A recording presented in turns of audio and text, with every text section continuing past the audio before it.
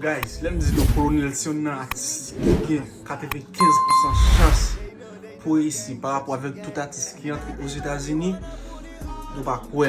Parce que le colonel prend le sortir au projet là, parce que nous tout le monde commence à enjoy le projet. Parce que là très important pour nous encadrer le colonel plus parce que le colonel son qui fait un pile effort à la ville. So, je demande pour nous supporter avec nouveau projet là. Décider musique colonel là. Chef Christois. You see me? I'm a star. They know, gang. Zotchif gang. Everybody wanna put it all on me. Flexing in the club, I let them shine on me. Flexing. I got your wife, you wanna pull it down on me. On me.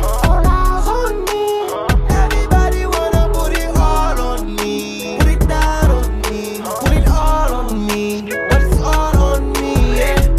They know I'm gonna get mine. I'ma get this money. Every day I stay my grind. They can't fit this for me. I like to spend. I got the winter. I got the summer. I got no friends. I was just different. Waiting to come up. In my nigga, you know it did come up. I be fucking this baby get caught up. I don't hang with these niggas, they set up. When I hear I make my city get up. If I want it, I get it whenever. I'ma hold it for it forever. I'ma give it to them whatsoever. All my niggas, my family, they depend on me. I got guys that be calling, take it with me. If you taking you better, you kidding me.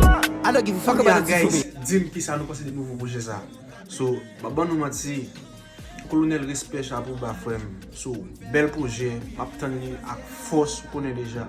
Et ou lié ou cap mener colonel A1-2. Brrr. C'est nous qui mené, c'est nous yo aimé. La vie c'est nous la vie, pour nous faire bagaille yo bien. Ça qui passe là, les jeunes solo nous lance street. Ça qui passe là, colonel a riche de qui. C'est nous qui mené, c'est nous yo aimé. La vie c'est nous la vie, pour nous faire bagaille.